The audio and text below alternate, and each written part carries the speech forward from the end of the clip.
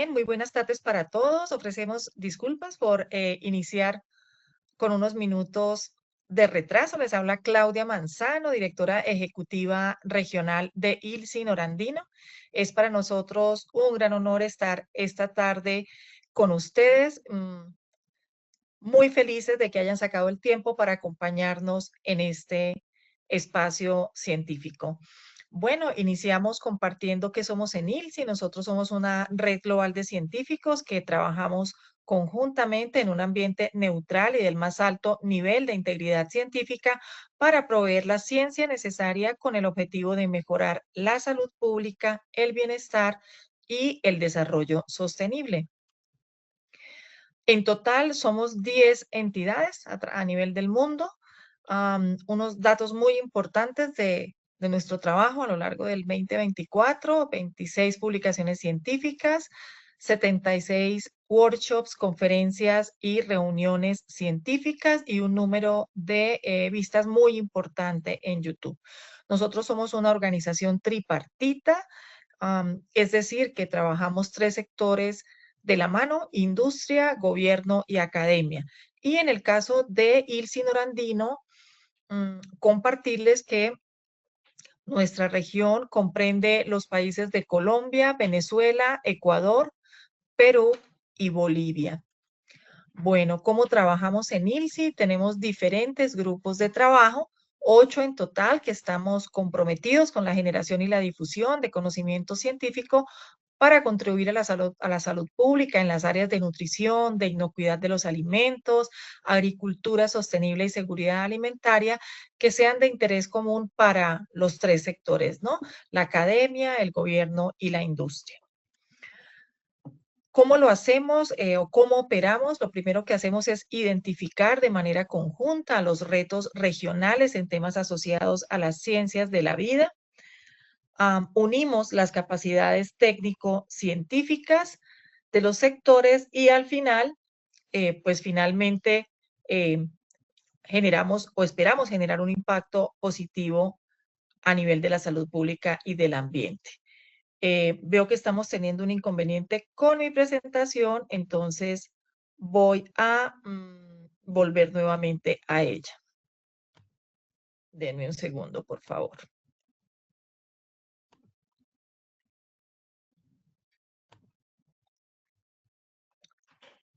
Bien, ¿me confirman, por favor, si están viendo la presentación?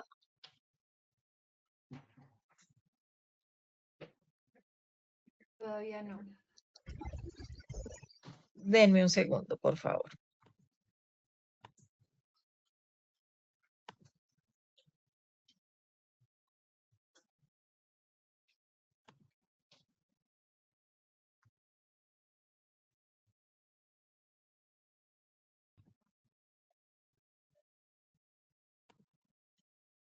¿En este momento la estamos viendo? Sí, señora. Perfecto, muchas gracias, Tati.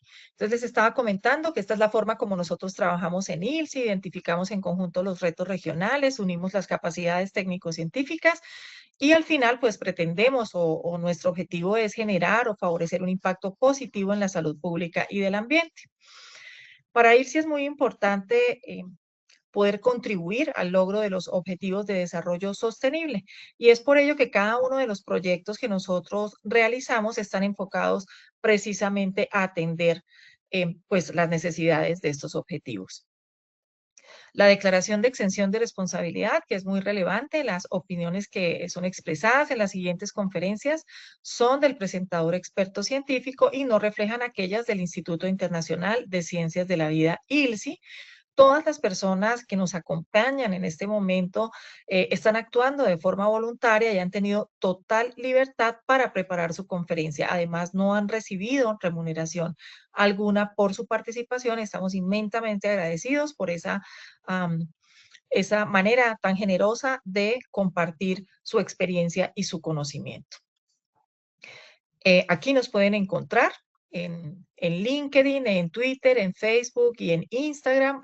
También les comparto mi correo electrónico y las páginas, tanto las de ILSI Global como la de ILSI Norandino y el canal de YouTube, en donde siempre encontrarán todas las grabaciones de los eventos académicos y científicos virtuales que realizamos. Y bien, finalmente, pues compartirles este maravilloso evento que nos convoca hoy, perspectivas regulatorias y científicas de los aditivos alimentarios, CODES, Códex, Seguridad e Inocuidad. ¿Cuál es el objetivo de este espacio? Brindar una visión integral y actualizada sobre los aditivos alimentarios, abordando los lineamientos del Códex Alimentarios, así como los principios fundamentales de inocuidad y seguridad para su correcta aplicación. Entonces, para ello voy a presentar a la doctora Natalia Zuluaga Arroyave, que va a estar acompañándonos como moderadora de este evento. La doctora Natalia es nutricionista, dietista, es especialista y magíster en ciencia y tecnología de los alimentos, con más de 10 años de experiencia en investigación y desarrollo, participando en equipos interdisciplinarios de multinacionales del sector alimentario. Desde el año 2016 hace parte del equipo docente de pregrado y de posgrado de la Universidad CES y se desempeña como investigadora principal y coinvestigadora en proyectos orientados a la transformación de sistemas alimentarios y es líder del panel de análisis sensorial de la Universidad CES. Además, la doctora Natalia es la coordinadora académica del grupo de trabajo de lácteos y derivados de ILSI Norandino. Entonces, le cedo la palabra a la doctora Natalia. Súper bienvenida. Adelante, doctora Natalia. Mil gracias por estar acá. Buenas tardes para todos. Es un honor para mí poder presentar a tres conferencistas que nos van a estar acompañando el día de hoy. Iniciaremos con la presentación de la doctora Jennifer Garay Moreno. Ella es nutricionista dietista, magíster en ciencia y tecnología de alimentos y magíster en ciencias químicas. Es egresada de la Universidad Nacional de Colombia, docente universitaria e investigadora con interés en la integración de la nutrición con la ciencia de los alimentos y los compuestos bioactivos para promover la salud humana. Su trayectoria académica y científica se enfoca en el estudio de ingredientes funcionales, calidad nutricional y seguridad alimentaria. Actualmente es la coordinadora académica del grupo de trabajo de ILSI Norandí. Le damos paso a la doctora Jennifer Garay con su conferencia.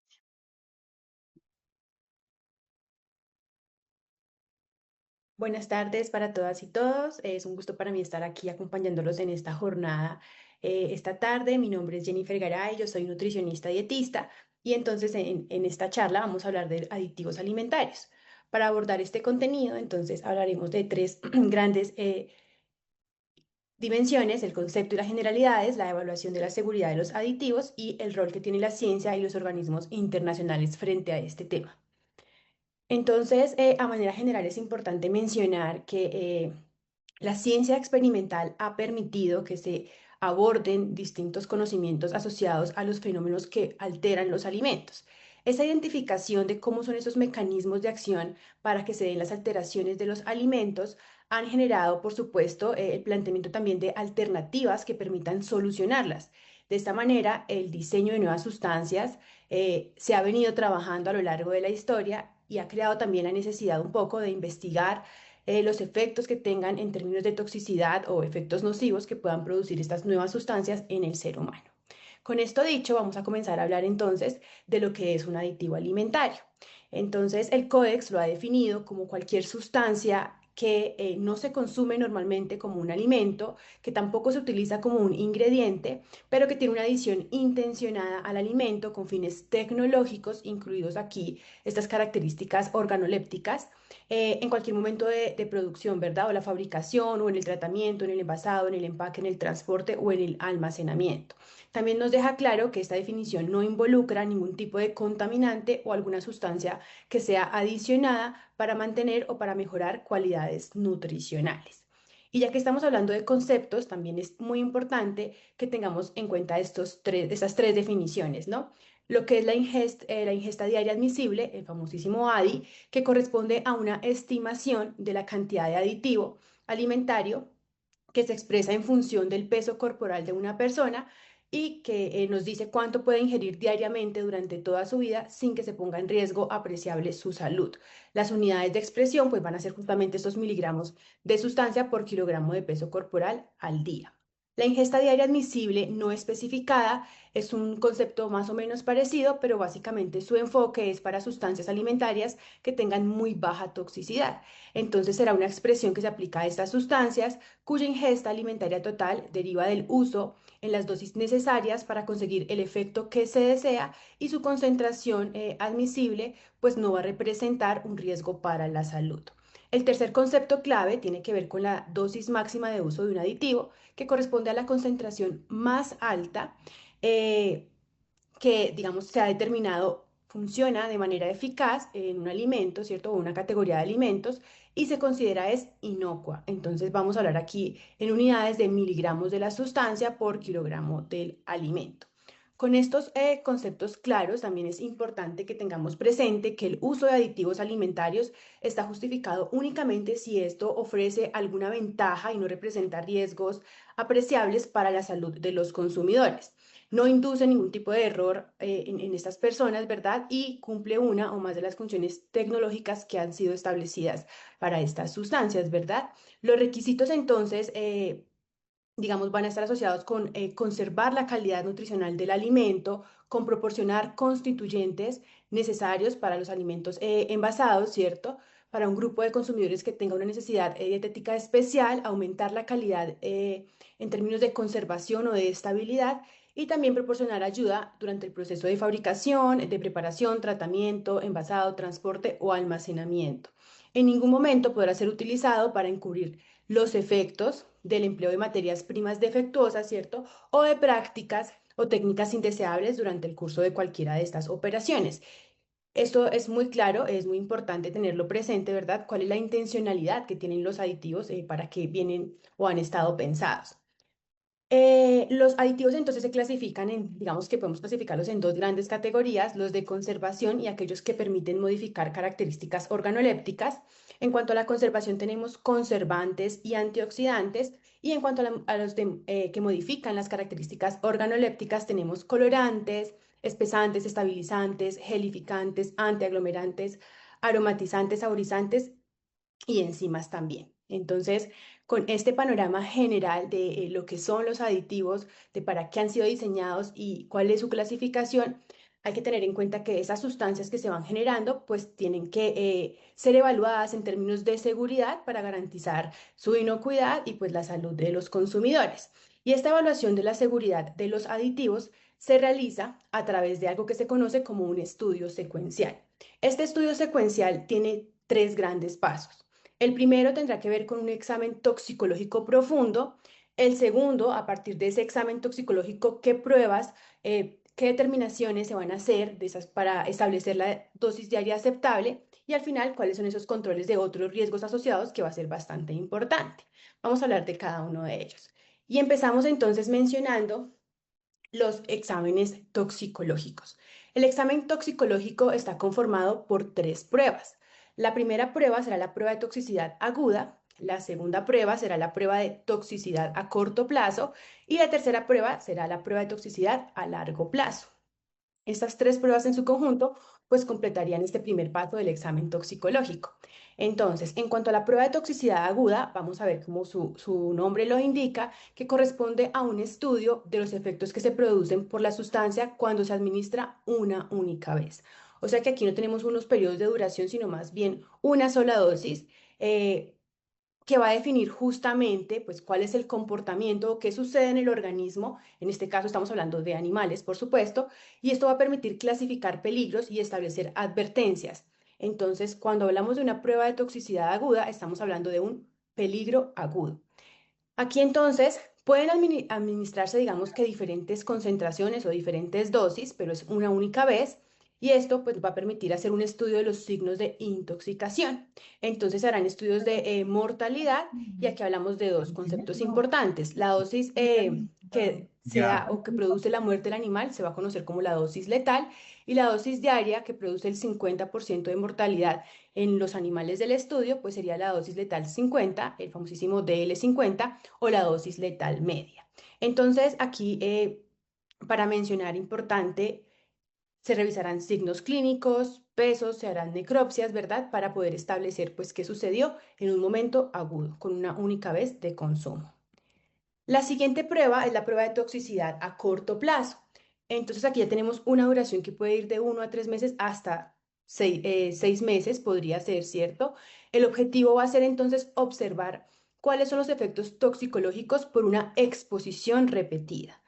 Entonces, eso va a ser muy importante porque permite identificar órganos diana, va a comenzar a hacerse aproximaciones y esos análisis preliminares para determinar NOAEL y LOAEL, ya más adelante vamos a hablar de ellos, y entonces permite justamente examinar cuál es la naturaleza biológica de los efectos tóxicos, determinando esas dosis a las cuales se producen dichos efectos.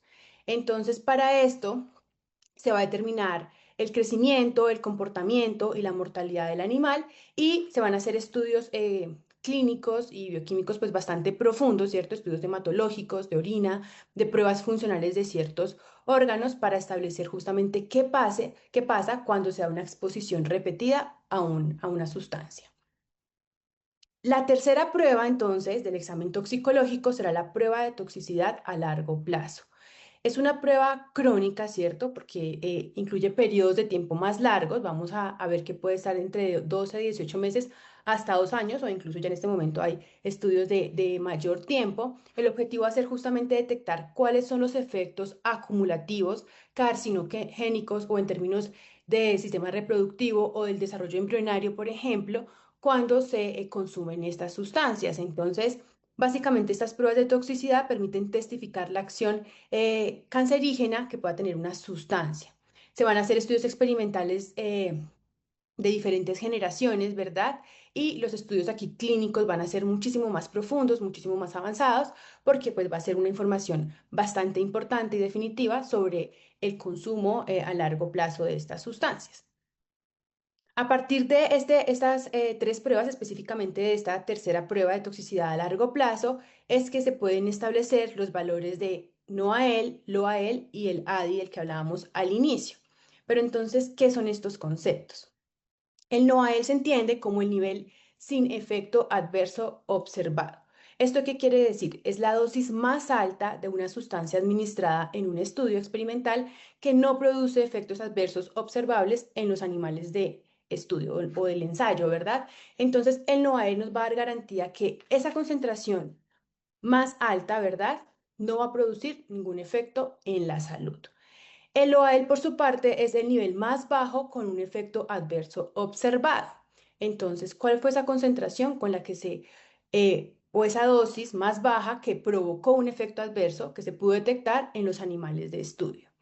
A partir de estos valores, entonces se determina el ADI, que corresponde a esa cantidad de una sustancia, de un aditivo, que puede consumirse cada día durante toda la vida sin riesgo apreciable para la salud. Entonces, cuando se hacen estas determinaciones de estos valores, de estas dosis y estas cantidades, es importante tener en cuenta que en el caso del NOAEL, por ejemplo, para establecer la dosis que no produce efectos adversos observables, estos efectos deben o se van a estudiar en diferentes dimensiones, clínica, bioquímica, histopatológicamente, ¿verdad? Porque eso me va a hablar de la seguridad del producto y uno va a decir que hasta estas dosis no se observan daños en los organismos estudiados. Entonces, usualmente se van a utilizar varias dosis o dosis crecientes en los animales durante diferentes periodos de tiempo para comenzar a evidenciar a partir de qué punto comienzan a notarse estos efectos adversos como pérdida de peso, alteraciones hepáticas, cambios hematológicos, diferentes condiciones clínicas. Entonces, la dosis inmediatamente inferior a esta, donde no hay efectos, esa sería el NOAEL.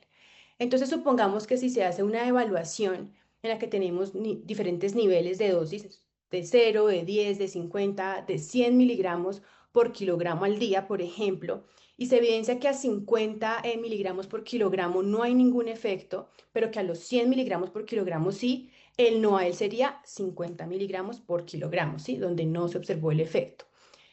Yo no puedo decir entonces que si el 100 representaba, digamos, el OAEL, ¿verdad? Porque era el umbral donde comenzaba a evidenciarse la toxicidad.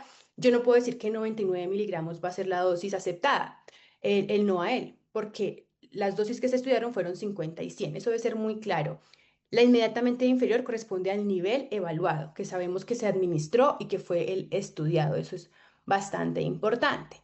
Y entonces con eso, claro, de que si yo estudié 4, 3, 5 concentraciones según mi interés, y marcando estos límites, ¿cómo se calcula el ADI? El ADI corresponde justamente a un cociente entre el no a él y un factor de seguridad. La intención del ADI justamente es introducir un margen de protección frente a las incertidumbres que existen al extrapolar los datos experimentales a toda la población humana. El resultado entonces va a representar esa cantidad que considera segura ingerir cada día durante toda la vida sin un riesgo apreciable. Entonces, digamos que con este concepto claro de cuál es la intención de la dosis diaria aceptable y entendiendo este cálculo como un cociente, hablemos un poquito de los factores de seguridad. Ya sabemos de dónde viene el no a él. Ahora vamos a hablar de dónde viene este factor de seguridad. Resulta que esos estudios toxicológicos se realizan en animales. Entonces, el factor de seguridad va a ser un factor de incertidumbre porque sabemos que hay una incertidumbre. ¿De dónde viene esta incertidumbre? Los animales de laboratorio y los humanos, pues no nos vamos a comportar igual, ¿cierto? Hay unas diferencias también entre personas, considerando la edad genética, la salud, la geografía, los hábitos, la nutrición, ¿verdad? Entonces, esto va a determinar, digamos, unas variables o unos factores de incertidumbre.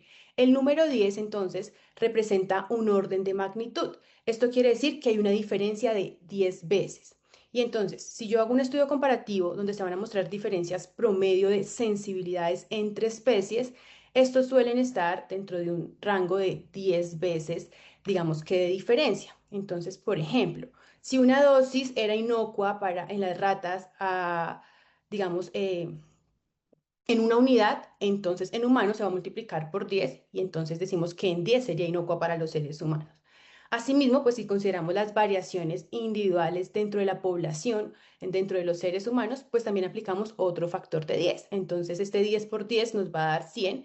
Por eso el factor de seguridad suele ser 100, pero no únicamente se usa 100. Ahora también se pueden hacer más ajustes para tener mayores precisiones y se comienzan a modificar los factores de seguridad.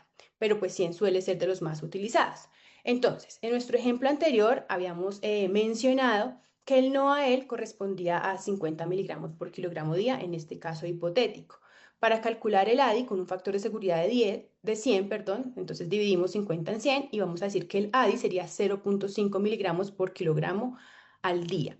Con todo esto, entonces, ¿qué es importante mencionar? Que la intención del ADI va a ser tener este efecto protector. Y tener la garantía de que el consumo crónico pues va a minimizar cualquier tipo de riesgo que pueda llegar a presentarse una vez establecido el no a él, que fue el que nos determinó a partir de los estudios toxicológicos que no se observaban afectaciones a la salud. De esta manera, una persona, por ejemplo, de 60 kilos podría consumir hasta 30 miligramos al día sin que esto implique un riesgo de acuerdo con estas determinaciones. Ya en la tercera fase o el tercer paso de este estudio secuencial, pues tiene que ver con, uno, la pureza del producto, entonces esos límites que se establecen para las impurezas que puedan llegar a tener los aditivos y todo lo que tiene que ver con temas de inocuidad, asociado no solamente a las dosis, sino también a cualquier tipo de contaminación o alteración que pueda presentar la sustancia. Entonces, esos son los estudios secuenciales y esa es su gran relevancia para digamos que poder hablar de que su consumo a lo largo del tiempo pues puede ser seguro. Ahora hablemos un poquito de cuál es el rol de la ciencia y de los organismos internacionales. Empezando con los organismos internacionales, aquí para mencionarles que en el mundo existen diferentes entidades, tenemos el Codex, es internacional, tiene un alcance global y bueno, más que establecer normas, lo que hace es establecer listas de referencia y dar unos lineamientos técnicos que pueden ser adoptados por los diferentes países, ¿verdad? Pero que dan una determinación bastante importante en temas de cómo están avanzando los aditivos, ¿verdad? ¿Cuáles son las nuevas investigaciones al respecto? Qué aditivos entran en las listas, cuáles salen, entonces es bastante importante. La JECFA también es importante, es un comité científico que se desprende un poco aquí del Codex también y ya se encarga específicamente de evaluar inocuidad y de fijar estos ADI de los que hemos estado hablando. La EFSA entonces hace un rol parecido, pero está específica para la Unión Europea. Ellos también van a evaluar su riesgo y el uso y van a determinar esos requisitos para los aditivos que se usan dentro de esta zona geográfica. FDA será quien lo haga en Estados Unidos. Canadá también tiene su entidad, digamos que pues que regula dentro de su territorio. En Sudamérica también, a través de Mercosur, pues han establecido algunas determinaciones, ¿verdad? Y de este tipo de comités científicos, reguladores en el mundo, pues surgen diferentes, por ejemplo, establecimientos, listas permitidas, ¿verdad? Que como les mencionaba, van indicando cuáles sustancias entran y cuáles salen, pero también surgen unos sistemas de numeración de aditivos que son bastante importantes porque permiten, digamos que, regular, armonizar internacionalmente los aditivos, ¿verdad? Se convierten en una herramienta que permite identificarlos más fácilmente. Uno de estos sistemas de numeración corresponde al Sistema Internacional de Numeración de Aditivos Alimentarios, de la que hace el Códex, ¿verdad? Su propósito es justamente establecer una numeración estandarizada y universal para identificar los aditivos aprobados a nivel internacional, evitar confusiones por nombres químicos que puedan resultar complejos, ¿verdad? O por diferencias idiomáticas y facilitar justamente esa armonización que les estaba mencionando. Entonces, la importancia de esto es que es de los más utilizados en términos globales, ¿cierto? Y pues ha sido la referencia para otros que se han venido estableciendo. ¿Cómo se estructura entonces este sistema de numeración, Sistema Internacional de Numeración de Aditivos y Alimentarios del Códex? Entonces, cada aditivo recibe un número de 3 o 4 cifras, ¿verdad? Y va a comenzar a agrupar los aditivos según la función tecnológica o la naturaleza química. Entonces aquí tenemos unos ejemplos, ¿verdad? De algunos aditivos, el código que tiene y cómo me va diciendo en ciertas escalas, pues cuál va a ser la clase funcional, ¿verdad? Colorante, conservante, antioxidante, emulsionante o edulcorante. El otro sistema de numeración que ya no es específico para aditivos es el CAS y lo traigo aquí en mención para que tengamos claro que su propósito es diferente. El CAS lo que hace es asignar un número único a cualquier sustancia química conocida, no solamente aditivos alimentarios. Entonces se utiliza sobre todo en regulación química, farmacéutica y ambiental, no solamente en alimentos, ¿verdad? Y es importante mencionarlo porque se ha utilizado muchas veces en fichas, por ejemplo, entonces, fichas de seguridad, pues suele confundir o suele usarse a veces en ciertos escenarios para identificarlos, es para decirles, no, esto solamente, esto lo hace la sociedad americana, la Sociedad Química Americana, básicamente para identificar todas las sustancias químicas y no va a coincidir con la clasificación o con el sistema, perdón, de numeración que se tiene específicamente para los aditivos. Entonces, esa es la intención, por ejemplo, acá tenemos el INS que sí es para aditivos, y el CAS, miren ustedes que es un código completamente diferente, que es más una identificación química para hacer un seguimiento a las sustancias en general. El otro sistema de numeración es el sistema de numeración de la Unión Europea, que básicamente lo que va a hacer, o es muy parecido al que tiene el Códex, ¿verdad? Lo que hace es que a cada número le pone un prefijo, le pone la letra E, ¿cierto? Y básicamente su intención es que es un sistema obligatorio en esta región. Digamos que en Europa permite el reconocimiento rápido por los consumidores y los controladores, ¿verdad? Y entonces es compatible con el INS, pero pues ellos lo han, digamos que reglamentado para su territorio. Entonces, básicamente se trata de un sistema que tiene una combinación alfanumérica, ¿cierto? Y entonces la E indica que el aditivo está autorizado para ser utilizado en la Unión Europea. Ya el número va a identificar el aditivo específico, usualmente coincide con el INS, ¿cierto? Y entonces también le agrega un sufijo. O sea, que al final tenemos unas letras que básicamente nos van a hablar de que hay diferentes variantes o formas para este mismo aditivo. Entonces, aquí tenemos un código que puede coincidir con el INS, la letra E y el sufijo del que estábamos hablando. Entonces, miren ustedes aquí el ejemplo, el número, el de la Unión Europea con la letra E, el equivalente para el sistema de numeración de Codex, que corresponderían a las mismas sustancias. ¿Cierto? Acá tenemos algunos de estos ejemplos. Bueno, entonces ya con esto, para mencionarles una comparación para algunas sustancias, entonces el INS realizado por el Códex, el por la Comisión Europea, el CAS que es de la Sociedad de Químicos, ¿verdad? Tendrán diferencias en sus identificaciones y su intención es para el caso del CAS es identificación química y toxicológica, para el INSI, para la letra E, pues también es etiquetado y control, acá específicamente para Europa y acá ya digamos que más global. En Colombia, los aditivos se encuentran regulados por la resolución 2606 del 2009, ¿verdad? Que actualmente se encuentra justamente en un proceso de actualización. Está por ahora, entonces tiene 5 títulos. El título 4 define las clases funcionales, ¿cierto? Y entonces aquí están enlistados los tipos de aditivos que se pueden encontrar según el rol que tenga en la matriz alimentaria.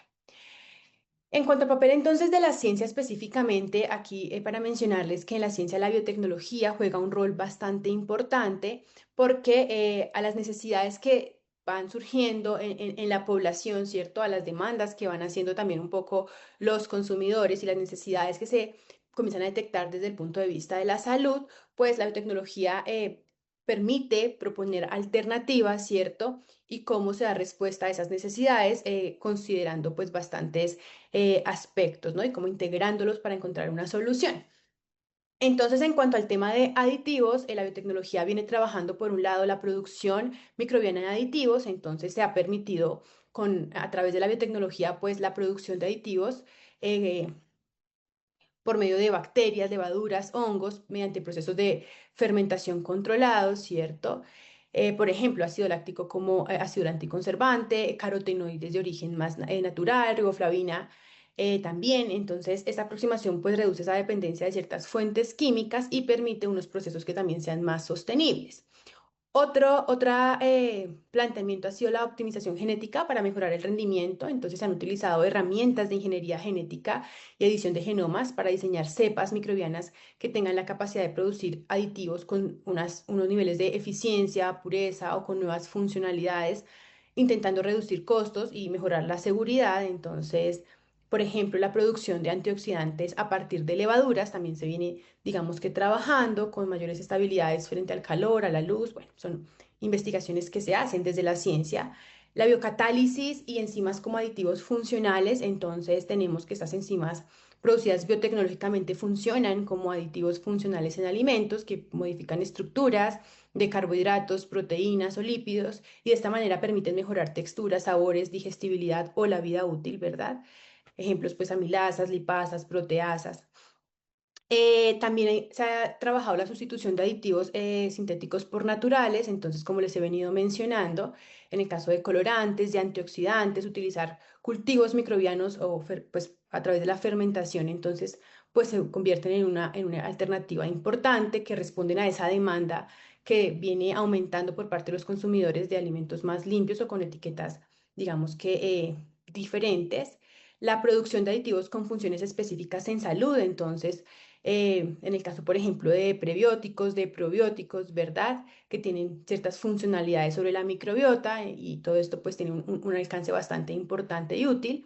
Y el control de la calidad y trazabilidad biotecnológica también. Entonces, esta biotecnología aplicada a esa producción de aditivos que permite controlar de una manera muy rigurosa pureza, estabilidad a través de técnicas de bioprocesamiento estandarizado, ¿no? Entonces, obviamente, pues son los avances que quería como comentarles que se vienen haciendo, eh, solamente por mostrarles en algunos escenarios como algunos aditivos que han generado cierto tipo de controversia en estudios, de acuerdo con la literatura, ¿verdad?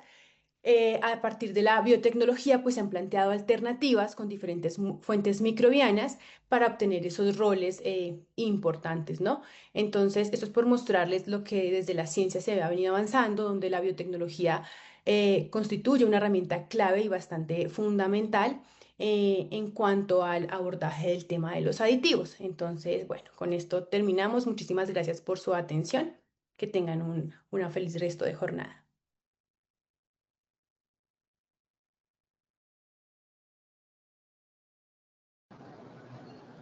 Agradecemos a la doctora Jennifer por su intervención y ahora vamos a darle paso al siguiente espacio de esta conferencia, donde nos estará acompañando la doctora Mónica Patricia Saavedra Chumbe.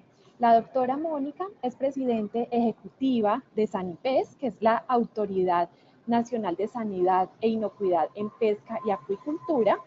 doctoranda de Gobierno y Políticas Públicas, nutricionista con una amplia trayectoria en el ámbito público y privado, ex viceministra de Desarrollo e Inclusión Social, miembro del Consejo Consultivo de Nutrición de la Universidad San Ignacio de Loyola y de la Universidad Cayetano Heredia. Es miembro del Comité Permanente de Normalización del INACAL, paz presidente de Codex Perú y Comisión Multisectorial de Inocuidad Alimentaria. Es consultora en temas de seguridad alimentaria, nutrición, inocuidad alimentaria y gestión pública. Doctora Mónica, adelante con su presentación. Muy buenas noches a todos y todas en este espacio académico. Agradecer principalmente la invitación de Ilse Norandino a este evento científico, y me siento muy honrada de poder estar con tan destacados profesionales en la materia de inocuidad de los alimentos. Voy a empezar a compartir mi pantalla, y en tanto la tecnología nos va ayudando, me dan un segundo, por favor. Ok, quisiera saber si se puede ver la pantalla. ¿Me confirmas, Natalia, por favor? Está perfecto, doctora. Ok, muchísimas gracias.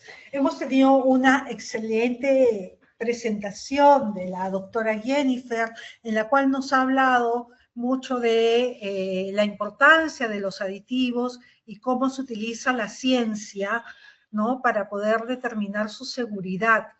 Yo voy a compartir un poco con ustedes la experiencia del trabajo en lo que es la gestión propiamente de la inocuidad, que se aplica tanto para los alimentos y aditivos con un enfoque basado en riesgo.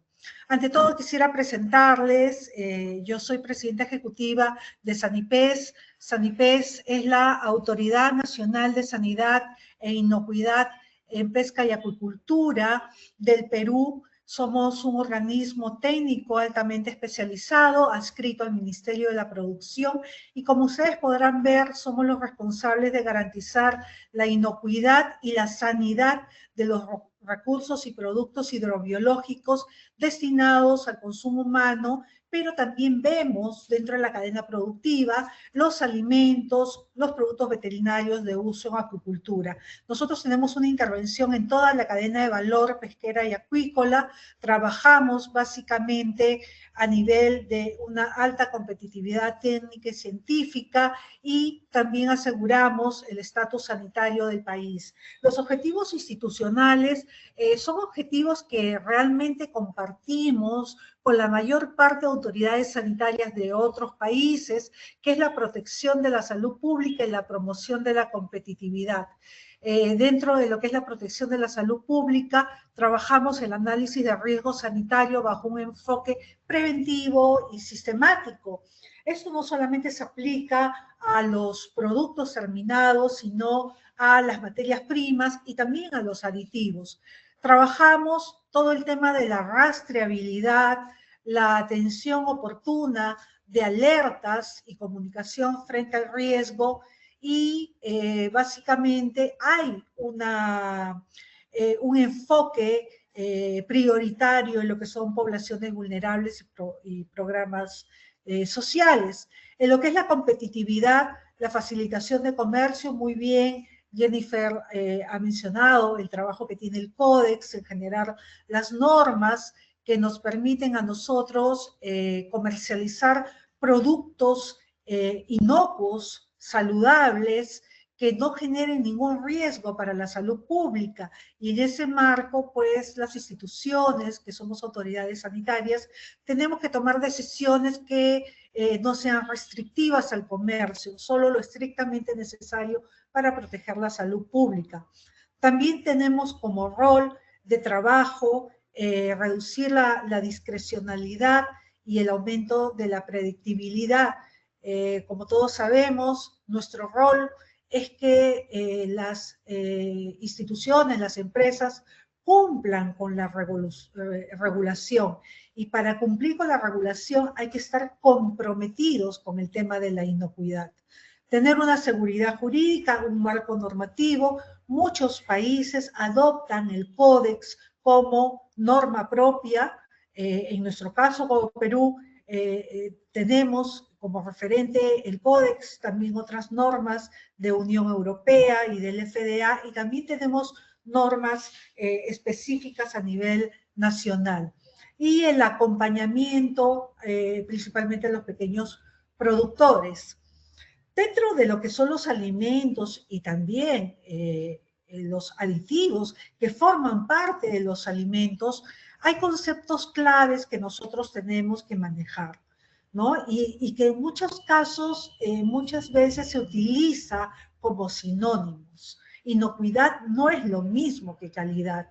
Cuando hablamos de inocuidad, básicamente estamos hablando de la garantía que estos alimentos o los insumos o los aditivos que nosotros utilicemos no van a causar daño al consumidor, ya sea, ¿no?, cuando los consumimos inmediatamente, un producto que es de consumo inmediato, o cuando los preparamos o se consuman para el uso al que se destina.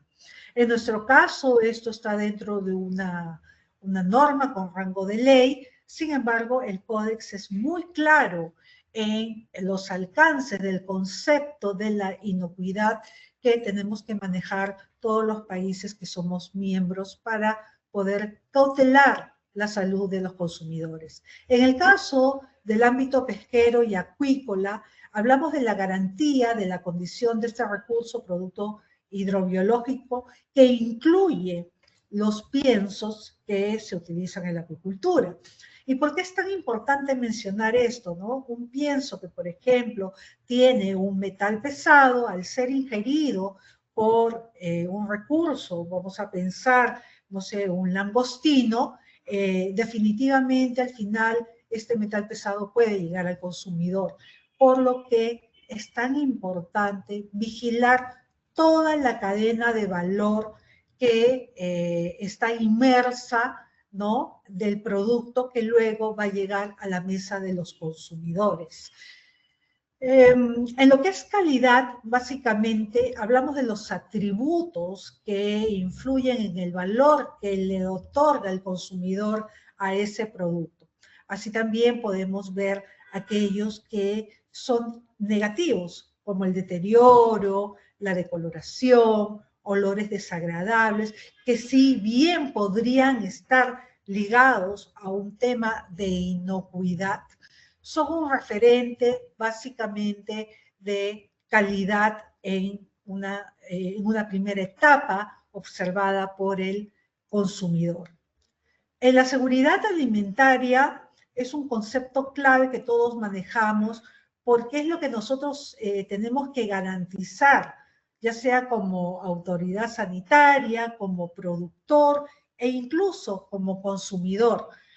La FAO define la seguridad alimentaria cuando todas las personas en todo momento tienen acceso físico, social y económico a alimentos suficientes, inocuos y nutritivos para satisfacer necesidades y preferencias alimentarias y llevar una vida activa y saludable. Por eso habrán, ¿no?, escuchado en la anterior presentación, cuando se habla de la determinación, por ejemplo, de los límites respecto a una ingesta diaria recomendada, ¿no? ¿Por qué? Porque definitivamente no solo es qué consumo, sino cuánto puedo consumir de un determinado alimento o un aditivo que se encuentra dentro de este alimento.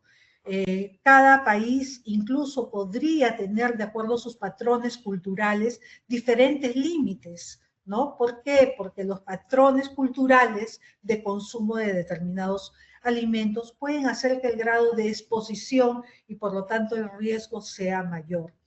Cuando hablamos de idoneidad, ya no solamente estamos hablando de un tema de inocuidad, sino estamos hablando de las características que mantienen esta inocuidad para el uso del producto. Si un producto es inocuo, pero viene en un empaque que de repente fácilmente se puede romper o pueda ingresar humedad. Esto no nos garantiza que este producto pueda mantener las condiciones para las cuales fue diseñado durante todo el tiempo de vida útil.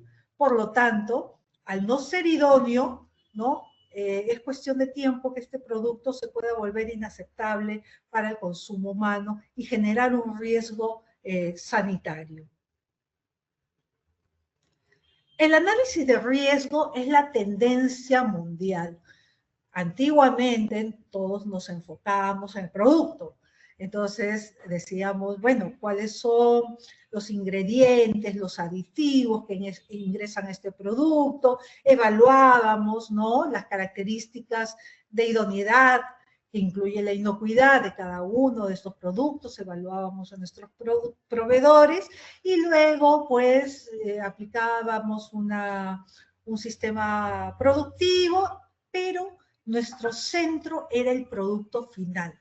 Eso significa que se hacía un muestreo del producto final y ese producto pues podía salir que cumple o que no cumple, ¿no? Y en ese sentido, todo el enfoque estaba centrado básicamente en mirar el producto final que salía de este proceso productivo.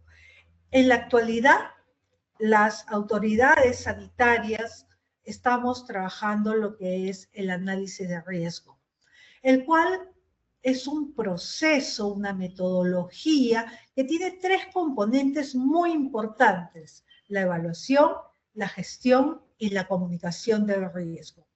Hay que tener en cuenta que estos tres componentes, si bien se interrelacionan, deben de ser completamente independientes. ¿Por qué? Porque eso va a garantizar que no exista un conflicto de interés al momento de tomar una decisión. El análisis de riesgo nos sirve para tomar decisiones que permitan prevenir riesgos. Es así que el análisis de riesgo, como ustedes lo pueden ver ahí en la pantalla, es una herramienta que se utiliza para evaluar y gestionar los riesgos para la salud pública. Tiene un enfoque estructurado y es basado en ciencia para la toma de decisiones de seguridad alimentaria. Y básicamente nos permite determinar la probabilidad, así como la gravedad del efecto adverso que pueda darse en caso de riesgos que se pueden presentar a lo largo de la cadena de valor en la producción de un alimento. El objetivo es fundamental: proteger la salud del consumidor y garantizar prácticas equitativas en el comercio de alimentos. Y esto es sumamente importante porque cuando hablamos de la protección de la salud del consumidor, al utilizar esta herramienta, nos permite anticiparnos al nivel de riesgo que puede significar un producto si llega al consumidor bajo ciertas características y tomar decisiones que protejan a ese consumidor. Así, nosotros podemos ver, ¿no?, que la evaluación del riesgo básicamente identifica el peligro, caracteriza el peligro y valora la exposición y caracterización del riesgo. Esta evaluación del riesgo, por ejemplo, en el caso del Codex, lo realiza el IEFTA, ¿no? Y sobre la cual luego se toman decisiones. El que hace evaluación no toma decisiones, es decir, no gestiona el riesgo, no puede, porque si gestionara el riesgo habría un conflicto de interés. Entonces, las autoridades que nos estamos encaminando al uso de esta herramienta, lo que estamos haciendo es separar los roles de quienes hacen la evaluación del riesgo con los que gestionan el riesgo. ¿Quiénes gestionan el riesgo? Gestionan, pues, las direcciones que básicamente tienen alguna intervención o decisión en base a este peligro o riesgo que se presenta. Valora políticas alternativas para poder elegir cuál es la mejor opción y selecciona y ejecuta acciones de control. La comunicación del riesgo es el intercambio interactivo de información y opinión y acompaña todo el proceso desde la evaluación hasta la gestión del riesgo.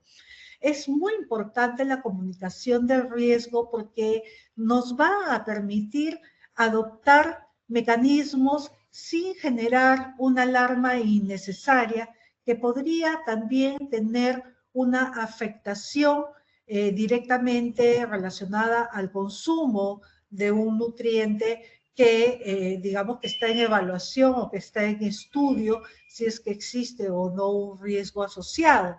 Y también podría tener un impacto negativo cuando no se maneja de manera adecuada en la parte reputacional de las empresas, por lo que la comunicación del riesgo es un proceso altamente sensible y que tiene que manejarse con mucho criterio y basado en disposiciones que ya el método nos permite identificar. Entonces, como ustedes pueden ver, la evaluación se basa en evidencia científica, tiene la competencia técnica, ¿no? Por ejemplo, los laboratorios, que son los que hacen los análisis de los alimentos y nos pueden dar la información respecto a algún contaminante o cuando hemos superado el límite de algún aditivo que tenga establecido en la regulación límites específicos, es totalmente independiente. La gestión que nos permite a nosotros, en base a valoraciones técnico-científicas, optimizar recursos, procesos, también tiene un componente técnico altamente especializado y está orientado a lo que es la prevención y mitigación del riesgo, a tomar decisiones que van a prevenir, mitigar o incluso eliminar el riesgo. Tiene que haber un componente de seguridad de información y de seguridad jurídica y la comunicación que tiene que ser oportuna y asertiva. En este marco tenemos que trabajar con ética, transparencia y es sumamente importante la confianza que tienen tanto los consumidores como las empresas en el sistema que es administrado por la autoridad sanitaria. Aquí podemos ver, ¿no? La evaluación del riesgo, la identificación, la cuantificación, la gestión del riesgo, la decisión, el control, la revisión, ¿no? Una retroalimentación y la comunicación de riesgo que está a lo largo de todo el proceso. Actualmente nosotros venimos trabajando en el Perú lo que es la inspección basada en riesgo, llamado también el IBR, y también la fiscalización sanitaria con enfoque de análisis de riesgo. Esto nos permite a nosotros tener un modelo de inspección preventivo, no reactivo, de tal manera que al optimizar los recursos podemos centrarnos en aquellas empresas que son de mayor riesgo, ¿no? De mayor riesgo, ya sea por el tipo de producto que ellos manejan o porque en sí misma es una empresa que no cumple con la regulación o frecuentemente tiene infracciones y por lo tanto se puede convertir en una empresa de alto riesgo, sin ser el producto de alto riesgo. Esto ha implicado tener todo un cambio de paradigma del enfoque que yo les decía al inicio en el producto al enfoque de prevención y control de riesgo. Optimiza recursos públicos y privados, optimiza tiempos, reduce discrecionalidad, mejora la productividad y tiene un punto muy importante para las empresas que quizás en un inicio no se percibe directamente, porque obviamente hay todo un cambio de paradigma, pero luego se convierte en un mecanismo para reducir pérdidas, ya que al poder identificar el riesgo oportunamente, ¿no? Podemos evitar producir alimentos que luego son materia de rechazo, en el mejor de los casos, o en el peor de los casos, que puede haber generado un daño a la salud, como intoxicaciones alimentarias.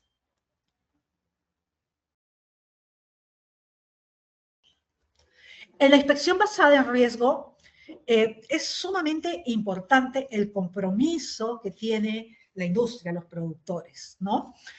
Básicamente se ajusta la frecuencia, el tipo de inspección en base a riesgo, se ajusta el tipo de inspección basada en riesgo, esto básicamente sobre la base de los requisitos de importación y exportación, ¿no? Y como ustedes pueden ver, que evaluamos el riesgo del recurso o producto y el riesgo del establecimiento. En el caso de la importación y exportación, se añaden algunos otros elementos, además del riesgo de recurso o producto, el riesgo país, ¿no? Por ejemplo, si nosotros estamos asegurando el estatus sanitario con respecto a determinada enfermedad, evaluamos al país respecto a su estatus sanitario y le asignamos, ¿no?, un puntaje que puede indicar si es de bajo riesgo o de mediano y alto riesgo, ya que a través del producto, si bien puede no generar un problema de riesgo a la salud pública, podría significar el ingreso de una enfermedad a nuestro país.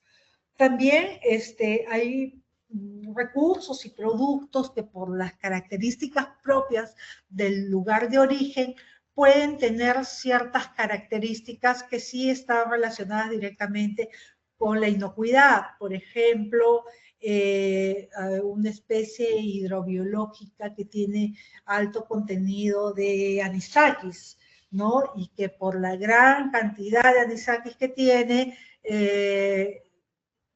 aunque se apliquen las buenas prácticas, es difícil eliminarlos. Entonces, la probabilidad que este producto venga, vamos a pensar una conserva con anisakis, es elevada. En el caso de nuestro país, la norma exige 0, es decir, una conserva no puede tener ni un anisaki. Entonces, ahí nosotros valoramos, ¿no?, el riesgo del origen, en este caso del país, para poder otorgar la viabilidad de que este producto pueda ser importado. Y también se añade un elemento que es el riesgo del importador o del productor exportador, que está relacionado al tema de notificaciones, alertas, incumplimientos, etcétera.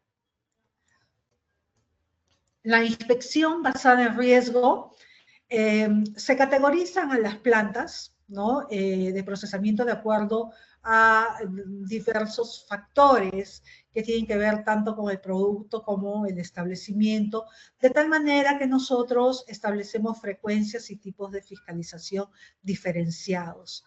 Esto es un valor muy importante que las empresas que cumplen con la regulación y que están enfocadas en garantizar productos de alta calidad e inocuidad, valoran muchísimo, ya que cumpliendo los tiempos se reducen sustancialmente, ¿no?, para lo que es importación y exportación. Y nosotros también valoramos mucho ese esfuerzo, ya que nos permite enfocarnos en empresas y productos de mayor riesgo. En el caso de los productos importados, se categorizan las mercancías, incluidos los aditivos, ¿no?, de acuerdo a la evaluación de estos factores de riesgo de producto, países, importadores, de modo que se establecen requisitos diferenciados para la importación. No es que se le ponen más requisitos, ¿no? Porque ustedes saben que por predictibilidad los requisitos son los que están.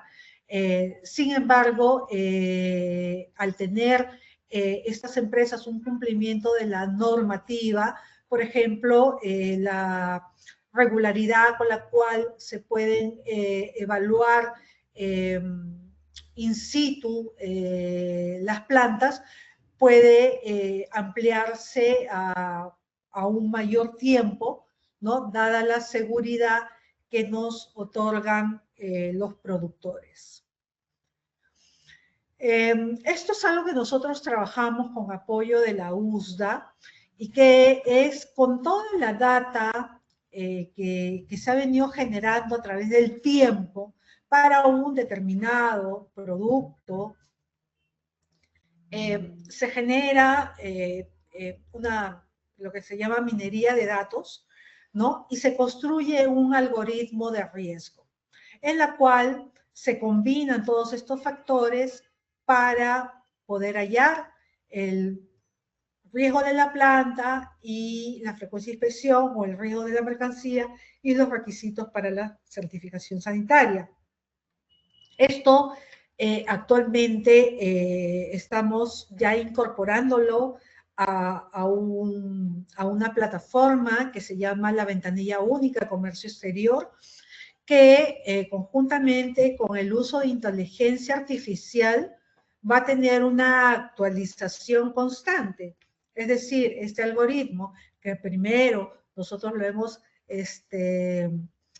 determinado, no manualmente, sino obviamente con la ayuda de la tecnología, pero ahora con la inteligencia artificial, este sistema se va a ir autoalimentando, ¿no? Para poder optimizar desde el punto de vista tecnológico el cálculo de los factores de riesgo. Entonces, aquí podemos ver, ¿no? La categorización del riesgo del alimento. No voy a entrar al detalle porque eso es todo un proceso bastante largo, pero la categorización del establecimiento y se calcula a través de un puntaje la frecuencia de inspección, ¿no? Entonces, dentro de lo que es esta frecuencia de inspección, hay un checklist que es de conocimiento tanto de nuestros fiscalizadores como de las empresas. Permanentemente estamos evaluando y capacitando.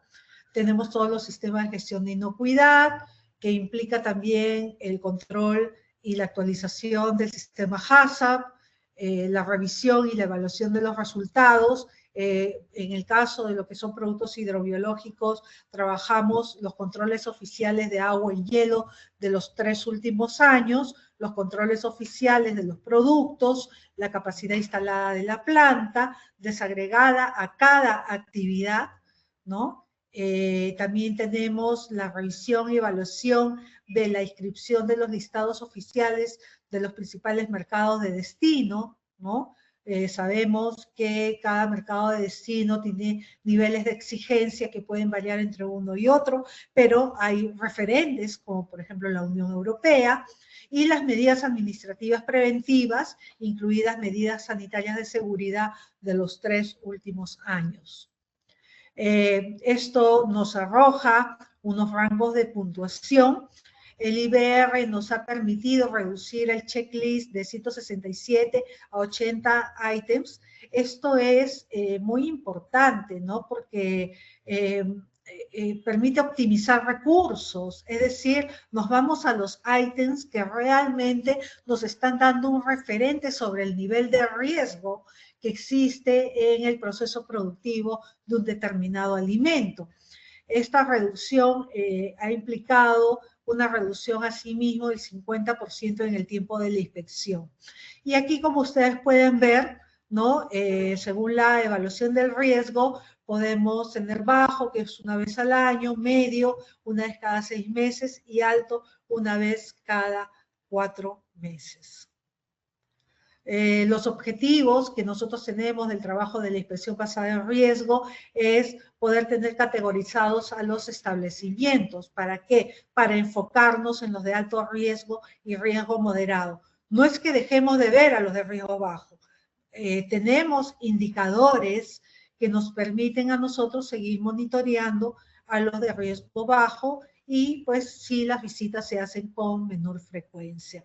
Este es un estatus que se logra con mucho esfuerzo. Una vez que las empresas se pueden ubicar en el porcentaje de establecimientos de bajo riesgo, tienen que mantener ese estatus, porque si ellos lo pierden, pues pasan a los de riesgo moderado y riesgo alto.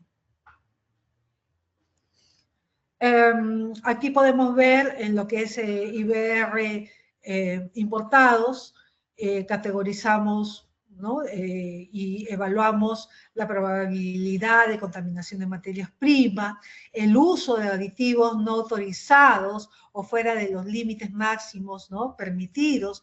Por ejemplo, en el tema de pota, el uso de fosfatos. Si las empresas establecen que no usan fosfatos durante toda la producción, pues eso tiene que estar reflejado en los diferentes instrumentos y registros que permitan a la autoridad determinar que efectivamente no ha habido uso de este aditivo. Pero si lo usan, hay un límite máximo que está establecido en el Códex en la Unión Europea y que definitivamente tienen que cumplir, ¿no? Si más no me equivoco, es 5 miligramos por kilogramo de peso. Entonces, tiene que determinarse si efectivamente la empresa está cumpliendo no solamente con el límite, sino que en el caso que el valor agregado con el cual ellos venden su producto es que no usan aditivos, pues tienen que tener los registros necesarios que nos permitan hacer esta inspección basada en riesgo. Este se convierte en un punto crítico para nosotros. También la determinación de puntos críticos que eliminan patógenos, por ejemplo, si estamos hablando de una esterilidad, el cocinado por el consumidor, que puede constituir en un elemento de riesgo que tiene que advertirse dentro del etiquetado y que obviamente un inadecuado, descongelado o un cocinado inadecuado puede favorecer el crecimiento de patógenos. Respecto al riesgo de país, los acuerdos, memorando de entendimiento, las alertas, tanto como número de alertas como también con respecto al volumen de importación. Y finalmente tenemos el número de rechazos por inocuidad, y si es un importador nuevo. Todo esto se coloca en una matriz de riesgo que nos permite finalmente obtener la clasificación del riesgo.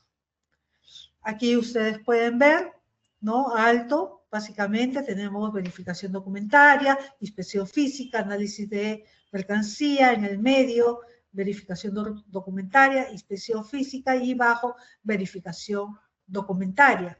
Esto no significa que no hacemos análisis de mercancía. Sí se hace análisis de mercancía. Para obtener certificado sanitario, las empresas presentan los resultados de los análisis de los laboratorios que han realizado las tomas de muestra y el análisis correspondiente. Lo que reduce es la fiscalización que se aplica porque el nivel bajo y es una empleable bajo estos niveles.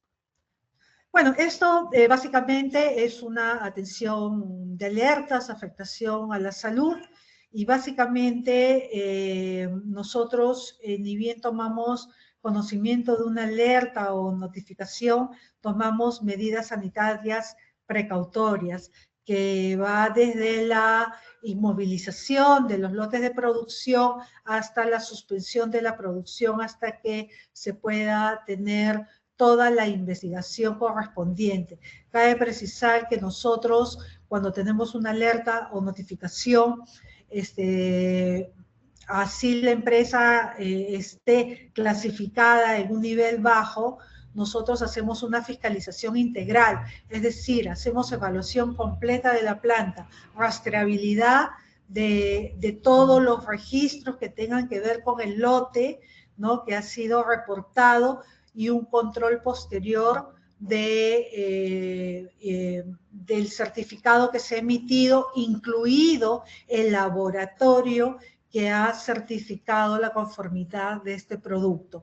No solamente vemos inocuidad, sino también vemos idoneidad y otros aspectos importantes que nos permiten determinar la aptitud del producto. Bueno, muchísimas gracias, y es lo que puedo compartir con ustedes del trabajo que venimos realizando en Sanipes.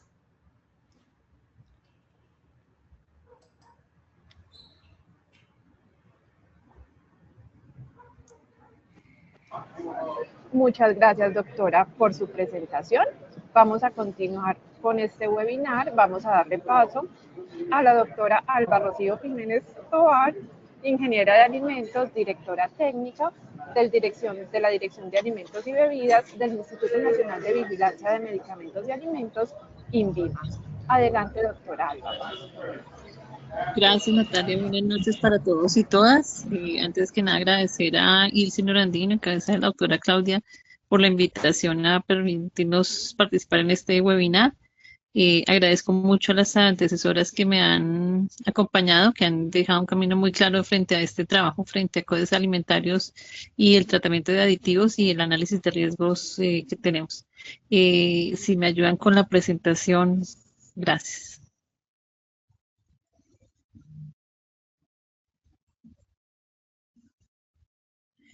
Entonces, yo les voy a contar un poquito de aditivos dentro de códigos alimentarios. Adelante.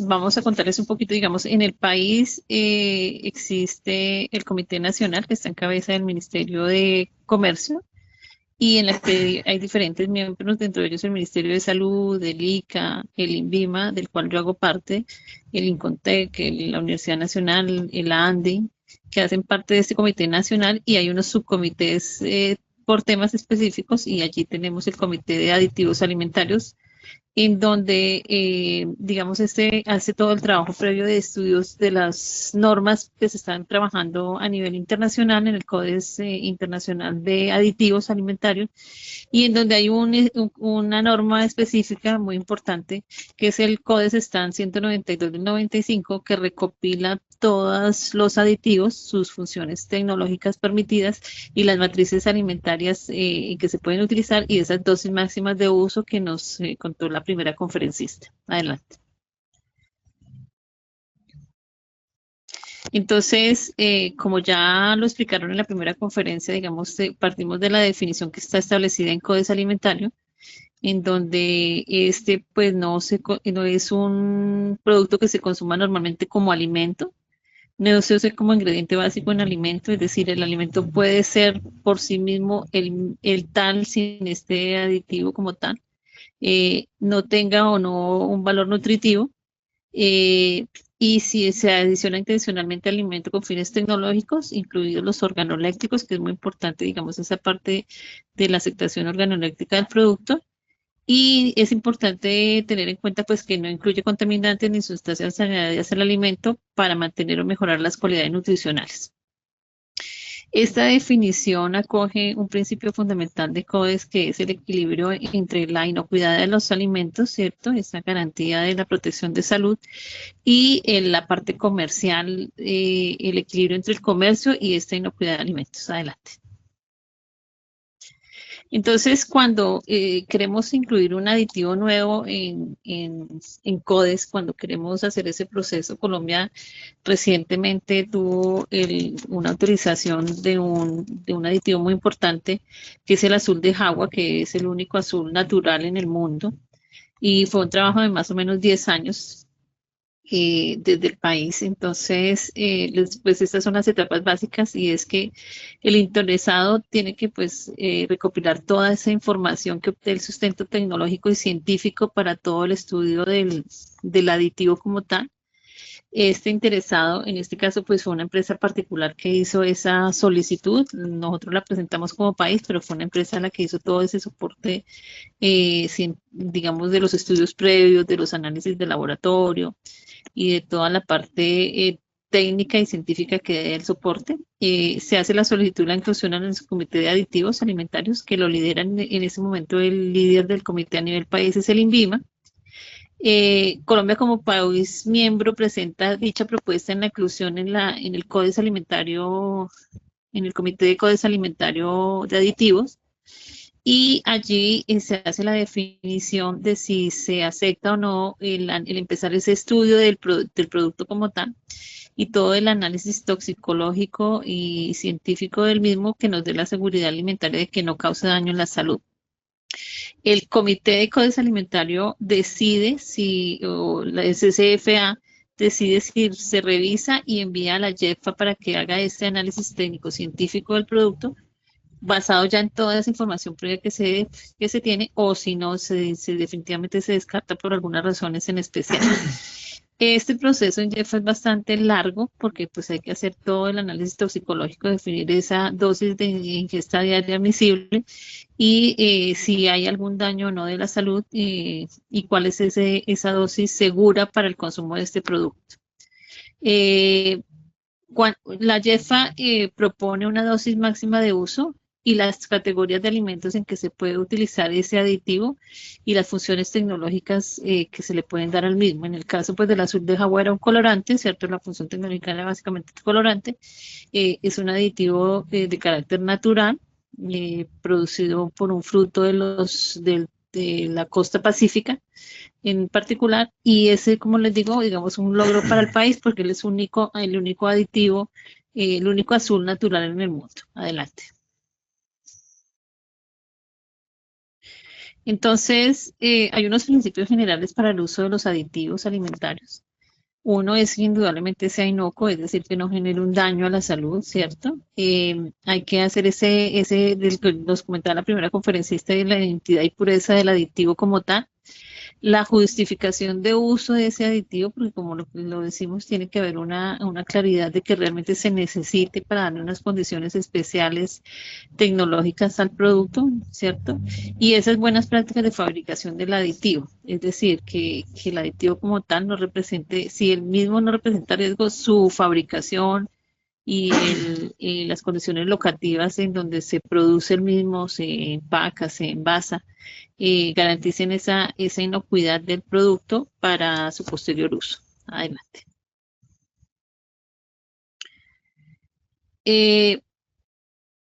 Es importante en el análisis de la inocuidad del aditivo, entonces se tiene en cuenta que básicamente no presente riesgos apreciables para la salud de los consumidores en las dosis de uso propuestas, ¿cierto? Esto es fundamental y digamos que es un principio fundamental del CODES, que es esa protección de la salud, ¿cierto?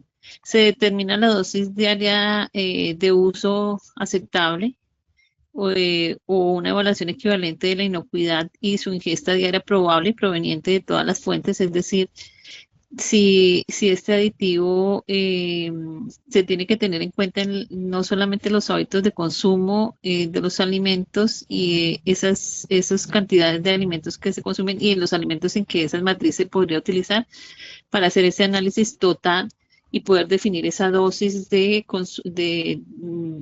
admisible de uso.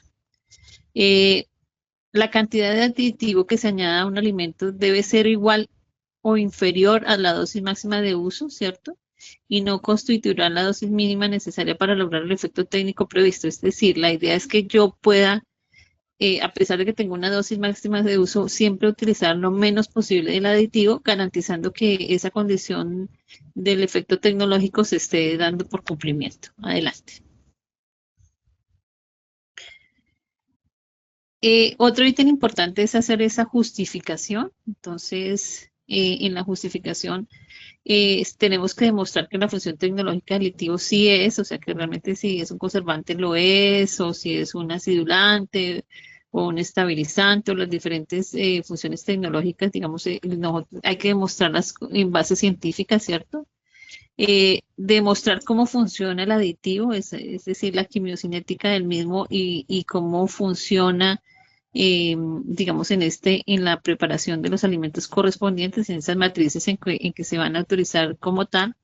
Demostrar la necesidad del aditivo en las categorías de alimentos propuestas, es decir, hay que explicar por qué en las diferentes matrices se puede utilizar, si es, digamos, categoría frutas o productos de panadería o de pesca o cárnicos, los diferentes muchos, hay que demostrar esa necesidad realmente del aditivo y de que esa función tecnológica, digamos, sí le da un aporte a las cualidades del producto como tal.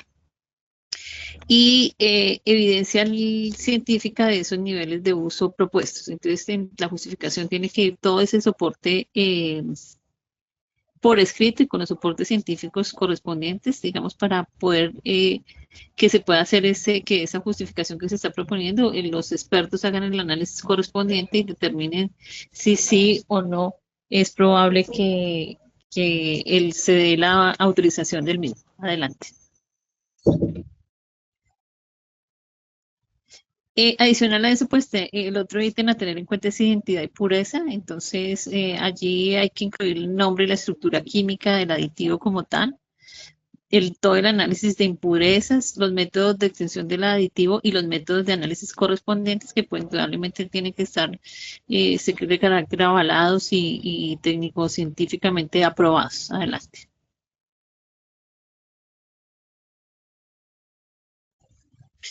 En las buenas prácticas de fabricación, entonces hay que soportar la cantidad de aditivo que se limitará a la dosis mínima necesarias para obtener el efecto deseable. Adicional a eso, la cantidad de aditivo que pase a formar parte del alimento y que no contenga por objeto obtener ningún efecto físico o técnico del alimento mismo, ¿cierto? Y se debe reducir en la mayor medida que sea razonablemente posible el uso del aditivo. Siempre, digamos, el principio será utilizar lo menos posible y digamos que en estas buenas prácticas pues yo debo tener ese soporte correspondiente. La calidad del aditivo serán las apropiadas, se preparará y manipulará de la misma forma que un ingrediente, como un alimento. O sea, las buenas prácticas de fabricación o buenas prácticas de manufactura que manejamos en la parte de alimentos, digamos, son aplicables. Por eso, cuando, por ejemplo, nosotros como INVIMA hacemos las visitas a las plantas de fabricación, empaque o mezcla de aditivos, se les aplica la misma acta que se les aplica para un alimento, para la preparación de un alimento, porque las buenas prácticas de manufactura, digamos, deben darse cumplimiento por completo. Adelante.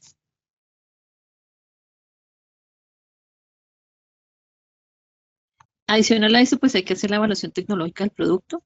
Allí entonces es importante revisar la identidad y pureza del mismo, la parte toxicológica, todos los datos toxicológicos del mismo, los estudios de metabolismo y toxicidad correspondientes, los datos de exposición dietética y la ingesta diaria admisible para poder determinar esa ingesta diaria admisible y la cual pues también hace parte de esa evaluación toxicológica. Adelante.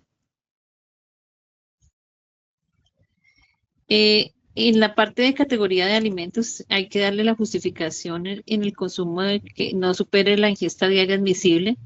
Ese cálculo de ingesta diaria admisible en la población y tiene el análisis de riesgo que nos explicó con mucho detalle la doctora Mónica. Para los grupos vulnerables es algo que se debe, digamos, siempre se evalúa en el peor escenario, ¿cierto?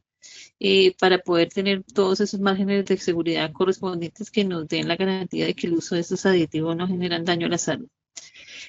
Habrá que en la propuesta hay que establecer un nivel máximo de propuesta de uso como tal, ¿cierto?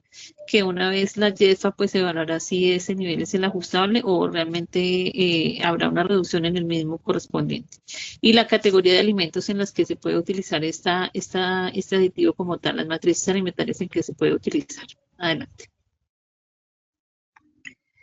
A nivel internacional es importante, digamos, tener en cuenta que Colombia, digamos, por ejemplo, hizo la propuesta como país en el tema de azul de Jagua, ¿cierto? Y este aditivo, digamos, en el país ya tenía una viabilidad de uso como tal. Hay otros países en que de pronto se había autorizado dicho aditivo, como fue el caso, la de FDA autorizó el azul de Jagua. Esto, digamos, le da un soporte y le facilita todo el proceso ante CODES alimentarios, ¿cierto? Y indudablemente las autoridades internacionales se hacen pues desde esa evaluación correspondiente, o sea, CODES es una guía, pero pues cada autoridad sanitaria internacional puede hacer su decisión, apropiación no de estos niveles.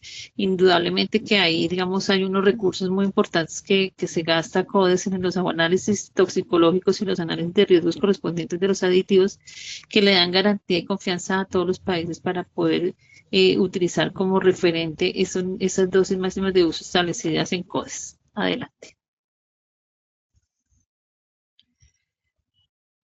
Entonces, una vez que el aditivo es, digamos, aprobado por la JEFE, por el Comité de Codes Alimentarios de Aditivos, entonces se hace la inclusión en ese stand y en ese stand entonces básicamente se incluye también la IDA o dosis máxima de uso admisible, ¿cierto? Se hace esa inclusión del aditivo en la diferente matriz y esa dosis máxima de uso. Soportado pues en lo que JEFA nos da de garantía frente a la inocuidad de las condiciones de uso según la comisión mixta de CODES de la FAO y la OMS, en esos expertos de aditivos alimentarios de la JEFA y que nos dan una garantía, digamos, de que no hay un riesgo toxicológico en los productos y por lo tanto no hay un riesgo para la salud de los consumidores. Y indudablemente se le asigna el número del Sistema Internacional de Numeración SIN, que como lo decía la primera conferencista, pues es digamos que comercialmente algo muy utilizado y que facilita que digamos no se confundan unos aditivos y sustancias con otros aditivos como tal.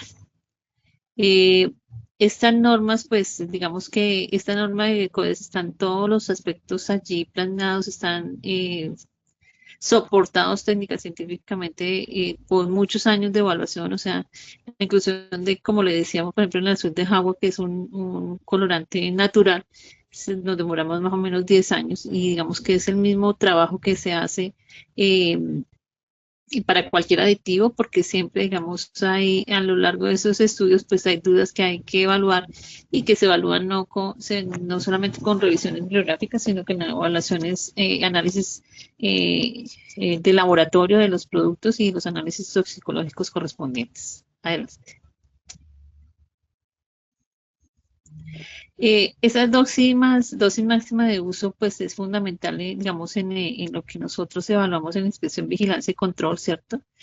Porque una vez que se determina esa dosis máxima de uso para los aditivos alimentarios y los diversos grupos de alimentos, se asegura que la ingesta del aditivo no va a generar un daño a la salud y que la ingesta de ese aditivo procede de todos sus usos, no excederá esa ingesta diaria admisible para el consumo humano y para garantizar la salud de los consumidores. Adelante.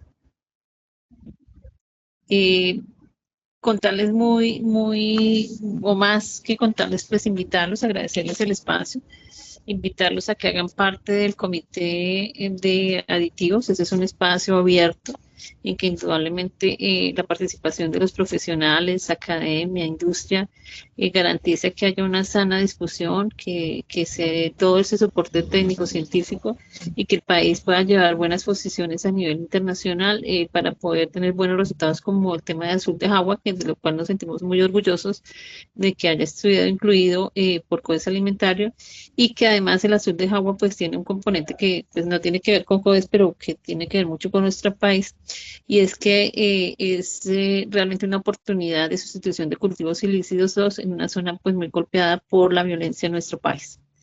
Entonces, doctora Claudia, muchas gracias.